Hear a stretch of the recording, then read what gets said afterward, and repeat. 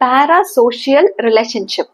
அதாவது one sided ஒரு strong psychological bond with a person. ஏன் ஒன் சைடட் அப்படின்னு சொல்றோம்னா, மெயினா இது ஏதாவது ஒரு செலிபிரிட்டி மேலதான் இருக்கும், சரிங்களா? சோ அந்த செலிபிரிட்டிக்கு நம்ம மாதிரி ஒரு ஆள் இருக்காங்க அப்படின்னு தெரியவே தெரியாது. பட் நம்ம என்ன பண்ணிருப்போம்னா, அவங்கள நம்மளுடைய க்ளோஸ் ரிலேஷன் அப்படிங்கிற மாதிரி நல்ல ஒரு சைக்கலாஜிக்கல் பாண்டிங்கை டெவலப் பண்ணி வச்சிருப்போம்.